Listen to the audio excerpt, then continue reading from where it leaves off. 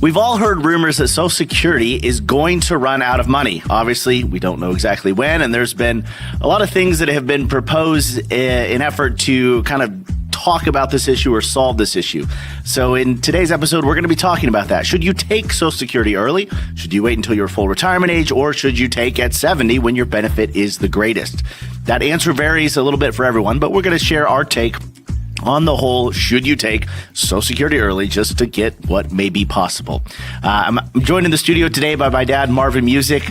We've been working and helping people with Medicare for 15 years now. We've talked to hundreds of thousands of people, educated millions on the internet. This show is your opportunity to get a question of yours answered by truly the leading educator on Medicare, and that's my dad. So take advantage of that opportunity. The phone number is at the bottom of the screen, 833-824-2004. There is a lot of Medicare confusion. There's a lot of Social Security confusion out there, and welcome. You're here.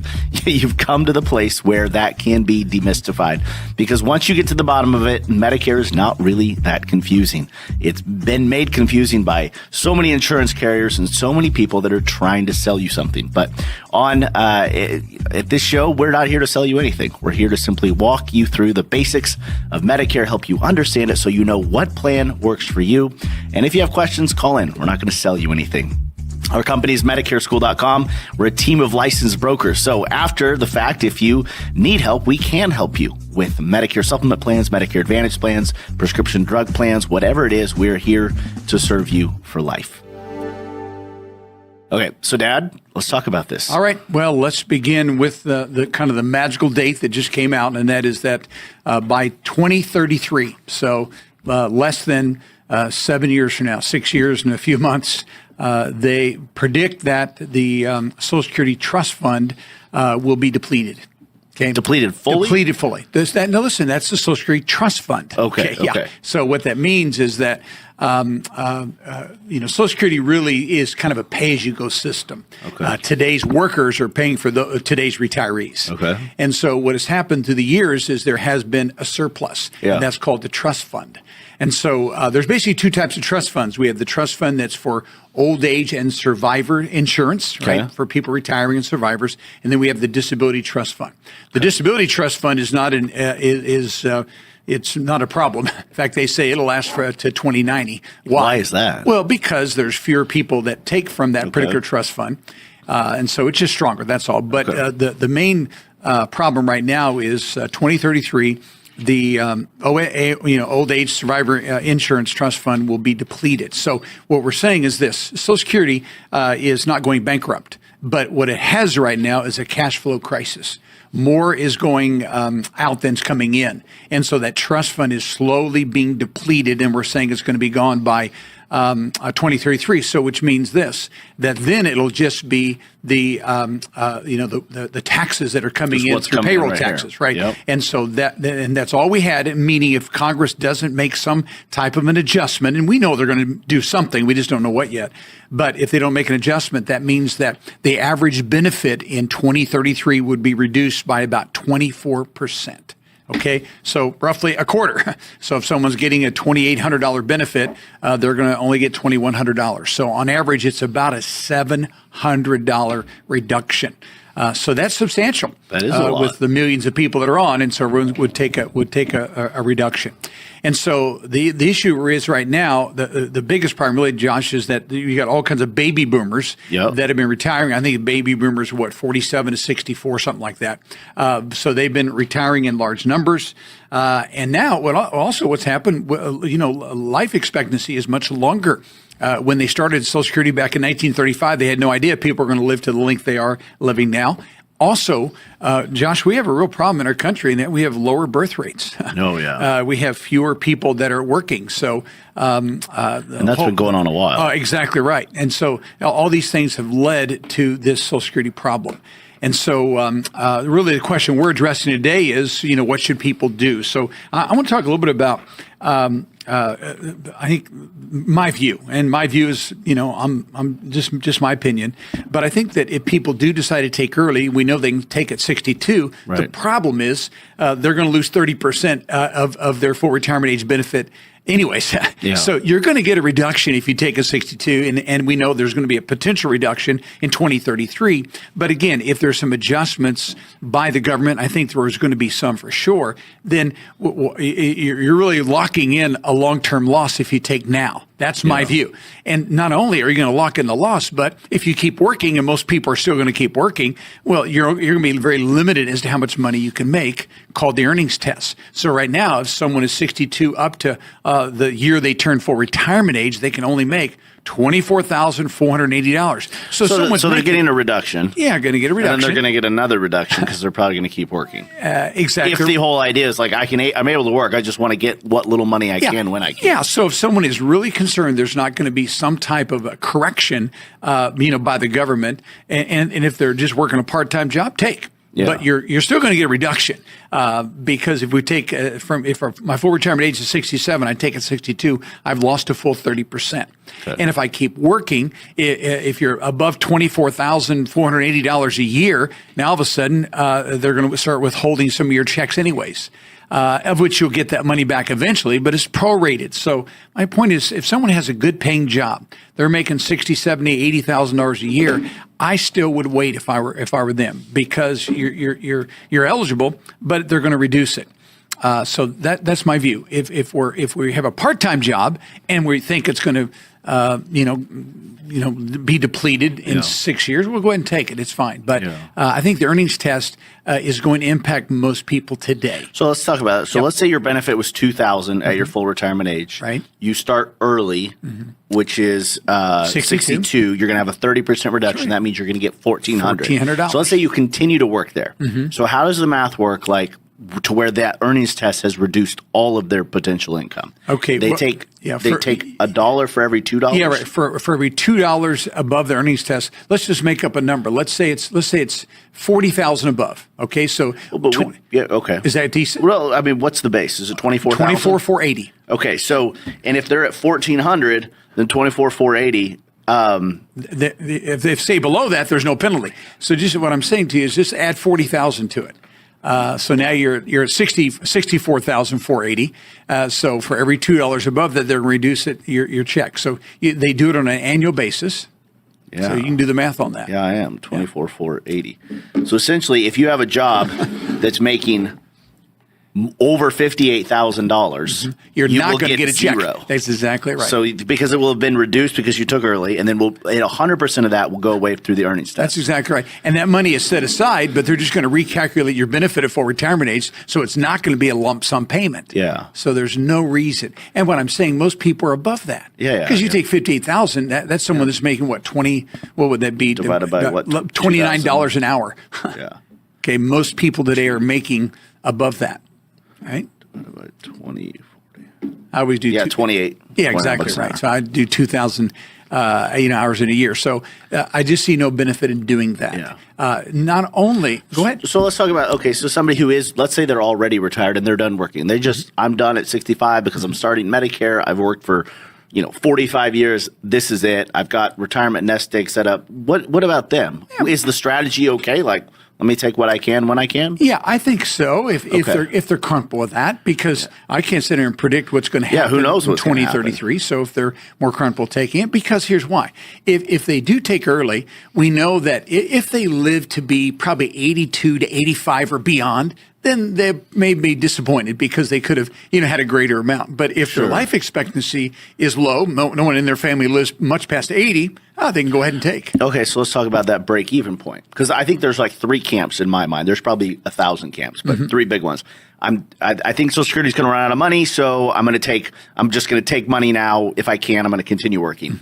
If you're making over 58,000, 60 grand, don't do that. You're not going to get anything out of it. It's like, what's the point? Then there's probably people who are retiring actually because they want to retire. They've got some nest eggs, some savings. They're 64, 65, 66. They're not quite to their full retirement age. So how do we determine for them what's the right answer? Because obviously there is this risk. 2033 it could be gone. So what's that? My question is, like, what's that break-even point for them to make a decision. Yeah, on. was if they have other assets that are going to get them through retirement, then I think it's fine to go ahead and take Social Security, and then I'd be betting on my assets. Yeah, not you dip into your assets. Exactly right. So if you're going to have if you have the luxury of having that option, if you can not get into your nest egg and use Social Security to be your cash flow for a little while, to me that makes sense. Okay. I would much rather bet on the market, bet on myself, and the ability to invest wisely than put that in the government's hands. Though, I mean, I feel like everyone's always said it'll be political suicide for anyone to ever touch Social Security, and maybe AI and all this technological deflation will be inflated away, and then it'll be a golden era for everyone. Who knows what will happen? I don't know. But I would say that there are people, well, let's just use me as an example. My whole goal has always been to go to age 70. Okay. And the reason for that is because if my wife doesn't have much Social Security, and so when I die, she would get my 100% of my survivor benefit. Okay. And so exactly right. So I have met plenty of other people who feel the same way. Okay. Let their account grow. My view is I don't think it's going to have a huge impact upon my generation. It's going to impact your generation. Sure. Let's talk about what are they discussing? Here's who it's going to hurt, Josh. It's going to hurt high income people, and it's going to hurt the next generation. Okay, I know you have some kind of an overview of the solutions that are being presented for how to address this. Let's get to some callers, and then we will hop back into that. Guys, if you want to be a part of today's show, if you want to have, if you have a question, retirement, let's go back into the Social Security discussion, because when I hit that before we're done today, there's some things that are on the table that are being proposed in terms of how to solve this Social Security's running out of money thing. Right. So walk us through that. All right, let's do. First off, and these are just ideas. No one knows for sure what's going to happen, though I think some of these will definitely be implemented. The first one would be to raise or eliminate the payroll tax cap. It's called max tax. So that means that as we're earning income, we get to a certain place where we no longer have to pay any Social Security taxes on that income. And the max tax this year is $184,500, $184,500. So if I make up to $184,500, I'm still paying my 6.20%. Employer's still matching it. If you're self-employed, you pay the full 12.40%. But once I get above that, no more Social Security taxes are paid. No FICA taxes for that, for Social Security. Well, essentially, for every dollar that's earned right now, 12.4% of that, or for every $100, $12.40 is being sent into the Social Security. Is that correct? Yeah, right. What's interesting, 10.6% of that money goes into the old age survivor insurance trust fund. 1.8% goes into disability. Okay. That's the way they break that up. And so, but if I get above 184.5, no more Social Security tax. Now, Medicare's not like that. Medicare tax keeps going and going. It's 1.45%. That's right. Yeah. In fact, Medicare, once a person is single and they get above 200,000 or 250,000 as a married couple, they pay more. Okay. They pay an additional 0.90%. Okay. Yeah. So they're paying the. So what we're saying is instead of having that cap out at 184.5, here's what they're. Is that per person? Per person. Okay. So 184. I just want to do some math. 184,500 times 0.124. So that's if they're self-employed. They pay but the employer's also paying that. So for every $184,500 that is paid out in wages in this country, $22,878 is going to fund Social Security, right? Exactly right. So what we're saying is instead of capping that out, because it didn't matter if you made $10 million, you're still only putting $22,878 in that trust fund. That's correct. Saying let's just run that up. Exactly right. Remove the cap. Yeah, remove the cap, or what they've said is maybe they will say the cap will stop there, but then anybody that's above 250,000, then they're going to pay that additional amount. Okay. Kind of like it is with Medicare. Medicare. Exactly right. So that's been talked about. So either raising the cap or eliminating the cap, or in some way kind of modifying the cap. So that's one. And by the way, I think that's going to happen.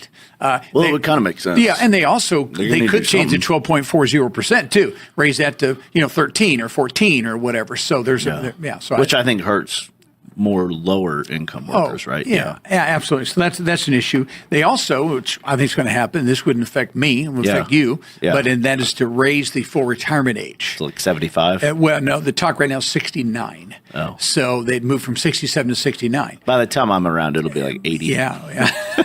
Well, but back in the day, when this first came out, like it was set for what they called old age because life expectancy, like there 65. You weren't expected to need Social Security for more than 2-3 years. Now people are on it 15 years, 20 years, which is wonderful. It's just the system's like doesn't. Well, that's why we have wasn't problems. set up for that. That's right. Yeah, Longevity of life. So it would make sense to push that out. That's right. So from 67 to 69, I think that's one issue. The other one, and this is, I'm not going to waste much time on it, but they're talking about maybe changing the cost of living adjustment formula. So you don't, as inflation happens, people don't catch up? No, they would, but they would change the index. And the index, it's called a chained CPI. And all that simply means is they know that as the cost of goods and services go up, people will buy less expensive. They'll look for cheaper goods and services. Okay. The whole point is they use a different formula. And I read about it, and what they say is that it will probably lower the cost of living adjustment by maybe about like 0.03%. Sure. But over 10, 15 years, that matters. Yeah, but it matters to saving Social Security, but I think it also hurts people. Yeah, exactly. I'm just saying that enough of that. Just make sure that's one of the other solutions. Another one, and I think here's the problem with this one. This is called reducing the benefit for higher earners. Reducing the benefit for higher. Why is that a problem? Well, think about it. If they raise, so they're funding it. They're funding it. So what does that mean? It becomes more of a welfare system. Yeah. Because you're not crediting those higher earners. If they raise the max cap, they're not getting any benefit from that. So take it up and then lower the exactly right. Okay. Which that's a whole philosophical. And the last thing I just want to mention, Josh, is that there's been talk about this capping. The Social Security benefit for like $100,000. So $50,000 benefit, single, $100,000 family. Okay, and so do people make that much money on Social Security? Well, no. Well, there will be a few. That's those who are higher earners for 35 years, and they waited to age 70. They could be getting that much money. Well, I guess that's probably true. Oh yeah. But not much more than that. I mean, have you ever talked to anyone who's had more than a $4,500 a month? No, right. Well, there's people right now that think about maybe $4,800. Yeah, because they higher earners delayed to age 70. Okay. But they're saying we're going to put a cap on that. So anyway, they call this the least impactful. This is the 6-figure limit that you've been reading about lately. Yeah, that's how they I feel like that would be the least impactful. Mm-hmm. Yeah, I think as well. So lastly, okay. Let me remind you this. Remember how they have the formula, the bend points? Yep. Okay, what is it? It's 90%. 32%, 15% based upon those numbers. So what could they do? Instead of paying 90% of that first amount, they pay 85%. Instead of 32, we're lower to 30. Instead of 15, lower to 10. So they adjust Social Security benefits by changing the bend points. Do you know how much is spent on Social Security every year? Like how much goes out? I don't know. I just know the Social Security and Medicare are the two biggest federal programs. Yeah. That's it. But I don't know how much. A lot? I don't know. Be interested to see. We're definitely in the trillions. Okay, 69 million. Social Security pays approximately 1.6 trillion in benefits annually as of 2025, serving nearly 69 million Americans monthly. Mm-hmm. That's crazy. Yeah. Well, I saw somewhere that they sent out $125 billion in January. Yeah. This is a lot of money. Yeah, it's a lot of money. Well, I guess there's a lot of people using it. Yeah. Which is if 70 million people are on it, that's what is that? That's like 25% of the country at least. That'd be right. Yeah, we have 350 million people, I think, in our country. Crazy. Yeah. So, and again, that's retirees, that's survivors, that's dependents. You know, there's all kinds of people receiving those disability.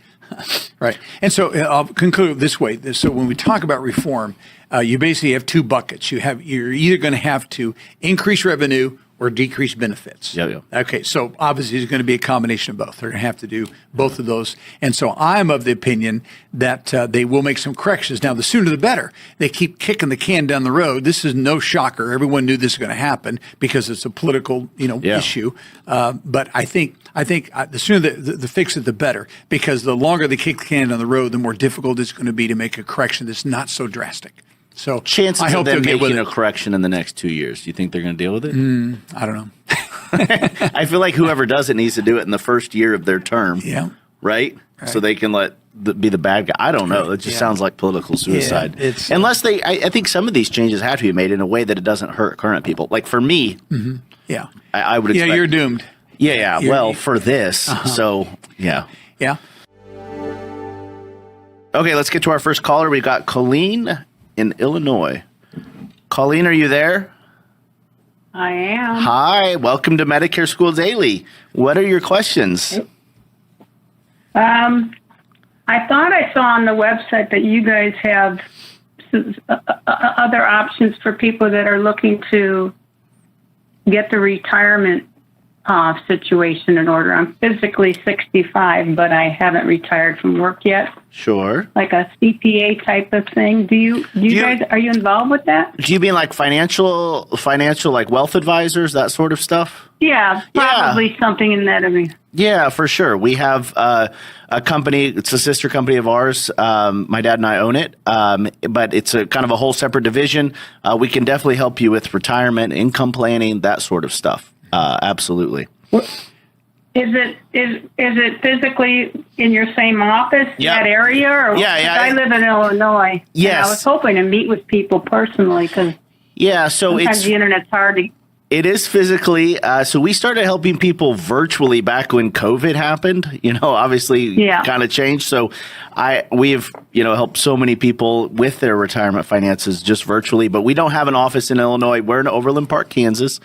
So Casey, Kansas City area, and we can meet with you virtually over Zoom, go through all that stuff, and see if it's a fit. May not be a fit, but we'd love to help if we can. Yeah, Josh will give you the number, and when you call in, I want you to ask for Eric. Just ask for Eric, and he leads he leads the team, and so he'd be a great person to talk with. Let me give. His name's Eric. Last name Koford, Koford. And they can schedule a time for you to chat with him. Their phone number for our office is 800-782-6676. Cool. Great. Yeah. Eric, now, when are you starting Medicare? I'm on Medicare right now. I went through you guys' program, and Dylan. Oh, Dylan. Okay. Black, for lack of a better pronunciation, he helped set me up. Good. And as far as I know, I've got everything in order. The D prescription, I think it was supposed to be based on, what prescriptions you have. So I think everything's in order. That was kind of what I was trying to do, as well as, because I keep seeing your alerts on the emails and the about changes, and if you don't do this, you might miss this, that kind of thing. But then I kind of fly by and do something else and forget what I just heard. Well, there's a lot to it. If you got set up with Dylan, Dylan's wonderful. I'm sure he's got you all squared away appropriately. But call that number, ask for Eric Koford, and then we can, see if it works, see if there's a fit there. Okay. Mm-hmm. Sounds good. All right. Okay. So the program that you go ahead. Yeah. The program that you guys are doing right now is just kind of asking questions about the Medicare program, or are people looking to get into it, or for everybody and everything. That's right. Anything related to Medicare, Social Security, investments, that's what our program is all about. Are you started up on Social Security? No, I'm a federal employee that I'm currently still working. Okay. And my plan, God willing, if I get my 20 years of service, I'm talking May of 2027, which is right around the corner. So congratulations. Yeah. Thank you. Awesome. So I'm, just trying to get all this stuff in a row. And the Medicare was such a stressor. But when my friend referred me to Dylan, that took some of the ease and the pressure off. Good. All right. That sounds good. I'm just curious, Colleen. So you're going to have a civil service retiree. You'll have an annuity from the government. Is that correct? That is correct. Okay. And I'm grateful with that fund that's doing well. I try and follow someone within. Good. That kind of researches the industry. So it's good. All right. That sounds good. And then I'm assuming you take Social Security probably at full retirement age. Is that what you're thinking? That is what I'm thinking. If I had that magic wand of what it's going to be, that helps make things easier, Sure. I have a few little funds coming from different places that I'm trying to figure out what they will be and how to spread them out, Yeah. Well, if you can wait to 67, at least you don't have to take a reduction in your benefits. So, but I will tell you, Eric's a master in Social Security as well. So if you work with us, we will bring that into the equation as well to make sure your Social Security is timed properly and your investments are positioned where they need to be so you can have the cash flow that you need in retirement without risk. And then the money that you don't have to have for cash flow, then you can, of course, have some of that still at risk, to cover future healthcare expenses, inflation, and taxes. So that's our approach. We try to take someone's assets, and then we're going to put them in one of three buckets, either a liquid bucket, an income bucket, or a growth bucket. And all the buckets are important. We want money in each of those. We just want to fund them correctly. Yeah. But Eric could go over that with you. I think you'll like him, and I think you'll like our approach to the way we do investments. That sounds good. Okay. Well, hey, we appreciate your call today. Nice talking to you. You too. Take care. Thank you. Bye-bye. Bye-bye. Let's go to our next caller. We've got James in Michigan. James? Yes. Hey, how are you? Welcome to Medicare School Daily. What questions do you have, sir? Well, I was just laid off on Friday. Oh, so okay. Quite honestly, I'm trying to sort through what to do at this point. Yes, sir. And I can't say I've got a whole list of questions, but there's very good possibility that I need to engage with Medicare. Yeah. Pretty much right away. ASAP. Sure. I'm 71 and a half, so I do have a Medicare card, but I haven't, signed up to pay it in the past. Do you have does it show Part A? Part A only? Yeah, I think it does. Yeah. I don't have it in front of me, but I believe that's the case. Okay. Are they going to cover your insurance through the end of this month, or are they taking you through June? When will the insurance at work expire? Yeah, they said the benefits. They said everything terminated last Friday. I thought the benefits usually went through the end of the month. Mm-hmm. From past discussions, but I don't know. Well, again, normally they do go through the end of the month, but there's plenty of employers that last day of employment, they cut you off the same day. I've seen it plenty of times. And so James, you're fine as far as, if anything were to happen. Let me tell you how I would work this situation if I were you. I definitely would want to start my Medicare B and whatever else you want beyond that. That'd be either a Medicare Advantage plan or a supplemental plan. You want all that to go into effect 6/1. Okay. That would be the normal way to go about this. And the way that's going to happen is this. Let's say that you start your coverage 6/1, but you had a heart attack tomorrow. What would happen is you're eligible for COBRA benefits. Right now. So that would at least you'd have something in place. But you'll get notice of that COBRA here in a few weeks, probably. He will. Being able to extend it or something, But remember, they send me some documents and say I have 60 days to decide. Yeah. Exactly. It can be retroactive, blah, blah, blah. Yeah, exactly right. But you got to remember, COBRA is really only pays second to Medicare. Yeah. So you need to get moving. There's no reason to, huge panic, but your B cannot start any before 6/1. Yeah. Okay, so I wouldn't fret over this. Don't stew over it. Just get moving. And so what's going to happen is, and by the way, you work with us. We'll do all this for you and with you. We will. We're one of the few agencies in the country that would even tackle this stuff. But what we'll do, if you call in, talk to one of our agents, we will do the paperwork that's necessary. And there's two documents. One is called an L564. And all that is a form that's going to verify that you've been working and you had insurance at work. Now, so you're 71, so let's go back 6 years. So basically, have you been working with that employer prior to like January of 2020?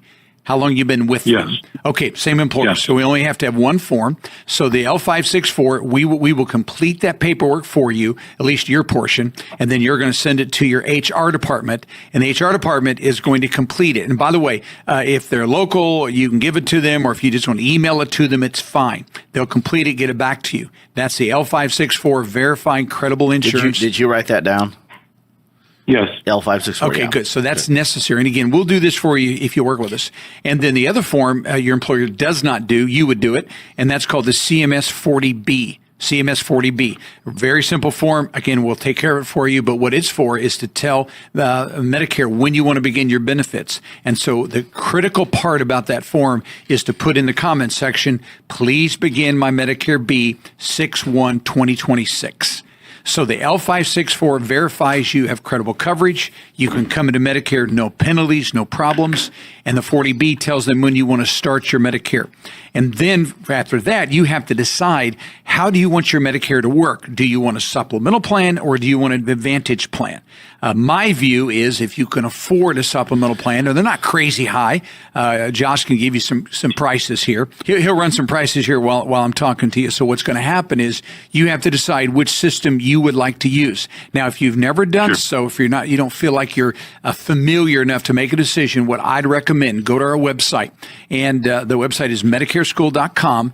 And there's a video there that's called the Essentials Workshop. It's free. There's no obligation, nothing. You just give us your email address and we'll email you that workshop. It will take you 50 minutes. Repeat that again. I'm writing this all down. But Yes, sir. I know I'm going fast. MedicareSchool.com.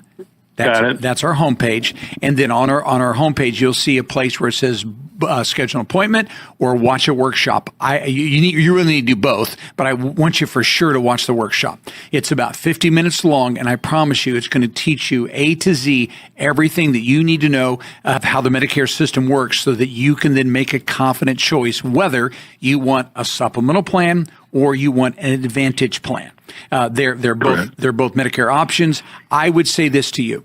I'm on Medicare now. I chose a supplemental plan. Number one, I like the flexibility of supplemental plans. You don't have to worry about networks. You don't have to worry about pre-authorizations. You don't have to worry about renewing your plan every year. They're just much simpler. However, I also could afford it. I can afford my premium for a supplemental plan. Some people either can't afford a premium or don't want to. And there's no right or wrong here. It's just, how do you want your Medicare to work? And so the plans that have no monthly premiums are called Advantage plans. Now, either way I go, either way you go, Sup or Advantage, you have to be enrolled in Medicare A and B. You got to pay your B premium. And so people that take an Advantage plan oftentimes do so because they don't want to pay a monthly premium for the plan. They prefer to pay as they go. Go to the hospital, pay $300-400 a day. Have an MRI, pay $250. See a specialist, pay $50. So they pay as they go. Either system, you pay. And so I prefer just to pay a premium and pretty well be done. I went with what's called a G plan. And in Illinois, G plans and N plans are both very popular. They're good plans. But my point is, watch the workshop because I think it'll give you a good understanding of how this system works because you're going to have to live with this decision.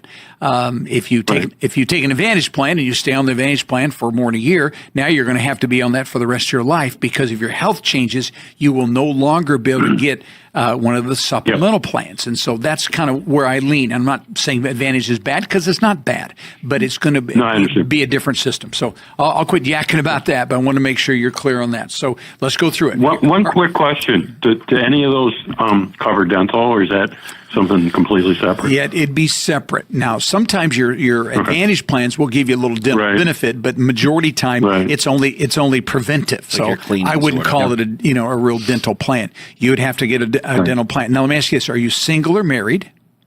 Married. Okay, very good. Is your income below $218,000 a year? Income. So are you talking about the IRMA thing or something? Yes, I'm talking about the IRMA. Exactly right. So they're going to look back at 2024. Yeah, I think back in 2024 I was okay. Last year I was not. Okay. And this year I'm not. I don't think either. But in 2024 I was okay. Okay. Well, under the threshold. Okay. Here's what's going to happen. Then, if you're below the threshold 2024, the rest of this year you will not have an IRMA. Then what's going to happen? If in 2025 you were above the 218, and which will probably be like 222 next year or something. But if you're above the threshold, okay. So here's what's going to happen though. Then what you can do is you can appeal your IRMA, and the form is called SS44. And again, we'll help you with this. And what will happen is they're going to look at 2025 for next year, but you can say, I retired in 2026. And then what you'll get to do, James, is you can give them your 2027 projection. So in 2027, if you think you'll be below the threshold, then they'll drop off the IRMA, but you have to go through the appeal process. And again, reach out to us and we'll help you with it. Okay. That makes sense. So this year, if you're, since we're looking at 2024, you're not going to appeal anything. We're going to wait until you get assessed that next year and then appeal using your life-changing event, which is work stoppage. All right, Josh ran some numbers for you. Right now, the average, and again, we're brokers. We write for a lot of companies, but right now we see a G plan in your zip code at your age is $190 a month, $190. Per person? Per person. That'd be correct. That's you. You're a male, so I didn't. How old is your wife? She's 2 years older than me. Oh, okay, very good. Has she been on your group plan as well? Yes. Oh, Okay. so you're going to have to do this process for both. Exactly right. So Okay. does she have A only as well? I believe so, because she's on Social Security. Okay, so. yeah, that's good. Yeah, she would be if she's at that age. No problem. does. So Right. Josh is right. You've got to do an L564 for her also. And really, James, just let us do all this for you. It's so simple. Yeah, There's and also no cost. if both of you are going on, there's carriers that have multi-policy discounts that That's are right. pretty attractive as well. Yeah. So this price could be lower. He gave you a standard rate, $190. An in plan is And they take that out at Social Security? Is that how it's... No, sir. No, the only thing come out of your Social Security check will be your Part B premium. Yep, that's right. And then your drug plan can if you want. I'm not a real fan of that, honestly. And in your area, there are actually some drug plans that are zero premium anyways. I don't know what meds you take, but you can go through all this with the agent. Okay? All right. Yeah. And then for your wife... No, that's just the discount. Okay, very good. So Josh says because you're married, that G plan moves down to about $170 a month with the household discount. $170. Oh, okay. And then the in plan is $140 a month, household discount $120. So $140 reduced to $120 because you're married, and that's an in plan. And I'll talk about on that video. You see the difference between G and N. I went with the G. It just worked, and for me. And they're both good. So you'll see the differences. And the good thing is neither one of you, no matter how unhealthy you are, healthy you are, there's no health questions, so you can get those. We call it a guaranteed issue. They will approve those policies and their lifetime. You'll never lose those as long as you pay your premium. So one of the benefits of getting that G plan. But you'll see in the video the two differences. And then we have to have a separate drug plan. And there's a couple in your area that have zero premium. There's like 6 of them. Yes. Yeah. Josh says there's 6 drug plans in your zip code that are zero premium. Now, if you're taking 10, 12 medications every day, probably not going to be on a zero drug plan. But No, I got no meds? hardly anything. Good. Well, that's probably going to work. One very minor one. All right. So the main thing is get going now, and we'd love to help you. But then remember, later this year, when you get that IRMA letter for 2027, then you're going to appeal, and you're going to give them your life-changing date, which is you just got terminated here May, and then you'll get the right to give them 2027 income. Okay. Okay. All right. So one real quick question. Yes, sir. I know you want me to, you're suggesting do that right away, and I will definitely go on and listen to your webinar right away. In terms of making a decision, because I guess I have to allow for time to get the L56-4 form to employer and back. Right. So, like, when does everything actually need to be into Social Security, or I'm not even sure who I file with, but as soon as possible. Yeah, as soon as possible. So you just want to get on that. So if you want to call in, you better reach one of our agents today. Yeah. We have people, call in live all the time. So we would transfer you to an agent, and then they will walk you through that process. The forms, what needs to be filled out, where you get those to. Go ahead. Yeah, Josh. because it'll take a couple of weeks at least for Social Security to process that Part B enrollment for Medicare Part B. Yeah. But because you have a Medicare number and your wife has a Medicare number, you can actually go ahead and sign up for the supplement plan or an advantage plan. If you go it that way, you can sign up for the drug plan because you already have the Medicare number in place. Mm-hmm. So then we would just make everything and recommend making everything effective 6/1. And so, I wouldn't put it off too much, especially getting those documents back from your HR. And this is why COBRA. You're going to have COBRA eligibility, but once you're on COBRA only pays second to Medicare. So if you had a large, if something were to happen, there's going to be some problems there. So that's why we're saying you want to get moving. There's no panic here, but we don't want to waste any time. Okay. Okay. Yep. Okay. Well, let me give you. You got your pen. Let me give you our office phone number. It's 800 782 Okay. 6676. And what are the hours that it's? We're open from 7 Central to 7 to 7. Yep, except Friday, 7 to 6. Yeah, so just call in anytime today. Yeah. So I guess that would be 8 to 8, 8 to 8 if you're on Eastern. And any agent you speak with works for us, any of them. Okay, and they're all trained by us, work for us. We know them well. So you'll be in good hands, truly, with anyone that they transfer you. One last question I just thought of. I think I know where my card is. I haven't even talked to my wife about any of this. I don't know if she knows where her card is. Yeah. Is that an issue? No, not at all. Because here's why: we will have to have your Social Security number, and we can look all that up for you. No problem at all. We'll figure that out. Yeah, we got a system we can do it. Social Security number, date of birth, address, and we can find it. Okay.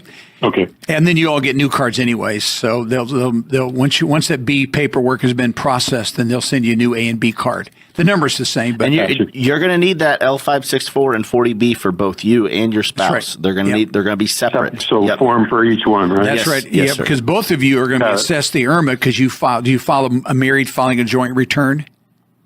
Yeah. Okay, good. You'll both have IRMAs, and you can use the same dates. Yeah. Your life-changing event becomes her life-changing event as well. Okay. Okay. Yep. All right. Okay. James. What other questions do you have? Does a life-changing event cover then the look back for next year's? Yes. Yeah. Exactly. They just want to know you've retired. Because that's when I really need it. Yeah. Well, you get to use it 2 years. Yeah, you can use it twice. Which will be perfect. That's right, because they're going to look at 25. You're going to give them 27. Then they're going to look at 26 this year, and you can give them 28. So you'll get to appeal twice. Okay. Oh, wow, that's great. It is great. Okay. I need 2 years. Yes, you do.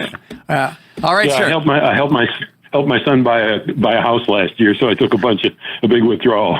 Oh, well, that'll do it. Good timing then, because you can appeal twice. They don't care what happened. You just have to put on their work stoppage. That'll be your reason. Gotcha. But we'll help you with that as well. Okay. Okay. Thank you so much. Nice talking to you. Nice talking to you guys. Have a good day. Bye bye. Okay, we've got another caller. Let's go to Bruno in New York. Bruno, are you there? Yes, I'm here. Okay, welcome to Medicare School Daily. Understand you've got a Medicare question. I do, thank you, yes. Just a quick background. Sure. I just turned 65 in January. Okay. And I started Medicare on January 1st of this year. I watched a lot of your YouTube videos. Okay. And I decided to sign up for Medicare Supplement Plan G High Deductible Plan. Okay. I think that's also called the G Plus Plan, as I've read. But my question is, I read a lot, and I thought I understand that the Medicare, the Supplement Plan G Plus Plan doesn't cover the Medicare Part B deductible, but I thought that the payment of the Part B deductible counts towards the Plan G Plus deductible, and I was wondering if that's the case. Okay. Well, what happens on the high G is this. The insurance company that you have selected pays nothing until you've met that deductible. So Medicare always pays its part. But the Medicare B deductible, the 20% coinsurance, if you're at the hospital, you get copays, all those things, you're going to have to pay the first $3,000 out of your pocket. So the $283 B deductible is included in that $3,000 amount. Exactly right. So just look at it this way. Medicare is the first payer, and you're the second payer on everything until you hit that amount, which is right at $3,000. And then after that, your plan would start paying. Okay. That's the way it works. Yeah, that's what I thought. That's what I've been reading. But the argument I'm having with my insurance company, which is Blue Cross Blue Shield, is that they're not counting the $283 towards the $2,950 or the $3,000 that I'm supposed to pay. Yeah, I don't know why. Have you already used that much in services? Like, are you at your? Go ahead. I'm sorry. I've used about half of that $283 so far, but they're not counting any of it. They're saying I have to hit the 283, and once I hit that, they'll start counting the 2950. Oh, yeah. Interesting. Yeah, I honestly have never heard that before. It's not the way it's supposed to work. The way it works is, that 283 is no different than if you had to pay the A deductible. Yeah. Yeah.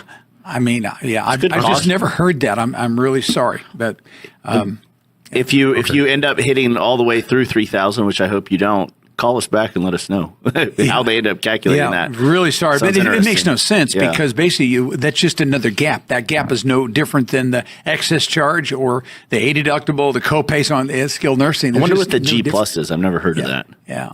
I'm not. Some marketing name. Probably. I'm not sure. There's not like a high deductible G plus. Like actually. Yeah. Did they put something else in there? Is there a dental benefit or something? What's the plus stand for? No, I think that's just a shorthand for Part G, high deductible, distinguish it from the Plan G. They call it G plus. Oh, I see. Okay. All right. Yeah, I wasn't aware of that. Yeah, maybe it's like a Blue Cross thing. Where are you? You're in New York? Yeah, okay. Exactly. Okay. New York State, yeah. Yes, sir. Yes, sir. Well, Bruno, again, whoever gave that information, I've never heard it. I'm sorry. I mean, I know how high Gs work, and that is not the way they're supposed to work. So my max out of pocket should really be $2,950 That's total, correct. including the $282. That's exactly right. Okay. It's just, it's just a gap. It's not unique to any other gap within that plan. Okay, because that's the I'll rules. go back to them and then push. Yeah, push on them. Okay. I would for sure say, hey, show me that in writing. There's plenty of information out there to show you that the way that the G works is you're the second payer up to that full amount. All the gaps you're responsible for. Okay. Okay. Thanks for your help. All right. Yeah. Thanks a lot. Hey. Yeah. We appreciate the phone call. Nice to talk to you, sir. You too. Thank you. Bye-bye. Okay, we've got another call. Let's get to Karen from Illinois. Karen from Illinois, are you there? Yes. Hello, welcome to Medicare School Daily. I understand you have a question about your supplement plan G. Is that right? That is true. Okay, we're here for you. I am not on the G plan. I'm trying to get onto the G plan. Okay. I started disability in 2013 and was put obviously on an Advantage plan. Yeah. Well, right now I'm on the Advantage plan plus there's a Medicaid rider. However, I have to meet $1,035 a month Spin before down. I get any. Yes. Yeah. spin down. Yep. And I mean, I heard that I'm not able to switch to a supplemental plan. Is that true? You will be eligible for one. Here's the way I would see this. If this spin down amount is going to continue on, I would pull out of the Medicaid system, okay? Because it's not doing you any good whatsoever. Now, if you're saying, hey, Marvin, I can come back in a year, that's a whole different story. But if you get $1,035 spin down, Medicaid's worthless for you. So I would cancel that. And then what's going to happen is this, effective 9/1 of this year, 2026, you're going to be able to get that G plan if you want it. You can get an N plan as well. You can get either one, the G or the N, and you can apply for that 3 months in advance. So, let's see, we're 8. So really, you can apply anytime now. And the G plan, I promise you, will go effective 9/1/2026. Okay? No underwriting, nothing, but you need to really officially, you need to drop that Medicaid effective 9/1 because here, technically what happens, if someone's on Medicaid, they really are not supposed to get a supplemental plan. Because the government's saying, hey, if we're helping you cover your Part B premium, we're helping you financially, then we don't think you're someone that should be affording a Medicare supplemental plan. So since you're not getting any benefit, I would highly suggest just drop Medicaid totally. Okay. And Josh ran some prices for you. Go ahead. I'm sorry. Okay. Are you married or single? I am single. Single. Okay. All right. Right now, Josh said in your area, the G plan is about right around $150 a month, and the N plan is $100 a month. So G is $150, N's $100. Do you know the difference between the G and the N? Yes, there's just two. I listen to you guys all the time. Okay, very good. So you're familiar. So you just have to decide, is the $50 extra worth and not having to pay excess if and when those occur, no co-payments and all that. They're still, both are great. If you've listened to us long enough, I'm at the doctor regularly, at least 3 times a month. Yeah, then you need to get a G plan. Don't any waste your time on the N. So I would definitely get a G plan. Can I basically say that the G plan is like budgeting my medical care? In what fashion? Are you talking about your spend down? In other words, if my spend down is 11, whatever, it's ridiculous because getting on the G plan is cheaper. Oh, absolutely. That's what I'm saying. I dropped the Medicaid. And for those of you out there listening that don't know what she's talking about, when you go on Medicaid, Medicaid determines based upon your income and assets how much you have to spend before they pay anything. And so she has to spend $1,035 before Medicaid pays a penny. And that's why I'm saying it's of no benefit to you at all. Drop it. For sure. You're going to come out well because what are you going to have to pay? You're going to pay your $202.90 for your Part B, and you're going to pay your $150. So now we're at $370. You're going to have a drug plan. So you've got a wonderful package for basically $400 a month. Okay, that's what you want to do. Okay. Yeah, for sure. Okay, I just wanted to make sure I could, so I just have to call them. Yep. Yeah, you tell can. them that I want to drop it. Yeah, drop it. I can do it on the internet, right? Yeah. I would assume you can cancel on the internet, and then make sure that you. And what I would do is this, you want to start your G91. Josh had his note to me here. No, I was just going to say, and then you can call our office, and we can help you get set up on the drug plan, the supplemental, all that stuff. I already spoke to one of your representatives and have it all set up. It's all right. But I didn't know that. I just heard that, this. The other thing is I do have I did write to you guys, so just ignore what I wrote. Okay. Okay. Sounds good. Okay. All right. Okay. Sounds good. Well, we'll try our best. We have 100 employees, so there's emails go around all kinds of places. So we'll Josh or I won't respond to that since you told us we don't have to. Okay. I appreciate it. Yeah, so Charlie something is my name. Okay. That sounds good. Okay. Well, hey, it was wonderful talking to you, and thanks for letting us serve you as well. Take care, Karen. Thank you. Okay, see you. Bye. I just think it's important that that everyone understands that even if you do qualify for Medicaid, sometimes it doesn't help you. That's clearly the lesson. So, that's a high spend down. Walk me through how that works then. So are they saying before they're going to pay for anything, she's got to do what? Yeah, she has to spend $1,035 out of her own pocket. No, she has what? On a medical. Really? Yeah, anything related, anything in Medicaid. I was going to say. So basically, she doesn't even have any benefit. Yeah. Right.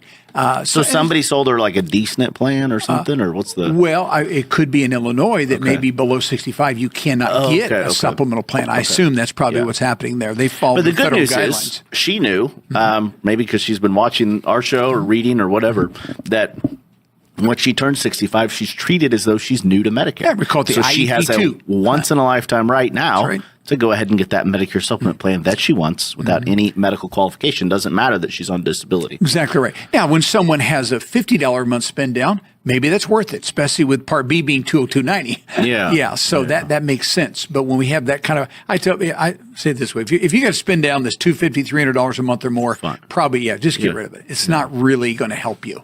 Interesting. Plus, if you keep that, then you can't get a supplemental plan. Many of you are going to work past 65, but there's some special rules. There's a lot of things you need to know so that you delay that correctly and you don't end up finding yourself down the road when your coverage changes without coverage or maybe not able to get all the plans that you would like to get or whatever plan you would like to get. So if you are working past 65, tune in tomorrow's show. We're going to be talking all about working past 65, what you need to know, the documents, the ways to stay around or get around the penalties, everything you need to know to be able to get on Medicare after 65. If you need immediate help and want to be serviced by our company, we would love to help you. We're a team of insurance brokers, right? And we have people right outside these studio doors that love to educate and love to help people enroll, compare all the options, whether that's comparing G versus N or comparing Advantage plans to supplemental plans, or just if an Advantage plan is right for you, we'll help you determine which is the right one. We'll help you get on drug coverage. We'll help you set up dental coverage, vision coverage, whatever it is that you need, as well as doing all the tricky government forms, the appealing of the IRMA, the filing, the L564, all of these things that kind of encapsulate getting on Medicare successfully. We would love to help. We are free of charge to you. There's no additional expense to work with us. We're insurance brokers, so we're paid by whatever insurance company you choose to enroll in. So we would love to help you. The phone number to get help is 800-782-6676, 800-782-6676. And as always, if you want to be a part of the Medicare School Daily Show, call in, ask your questions, share your experience. The phone number is right there at the bottom of the screen. You call in any day, Monday to Thursday, 11 to noon Central Time, 833-824-2004. We will talk to you tomorrow. All right.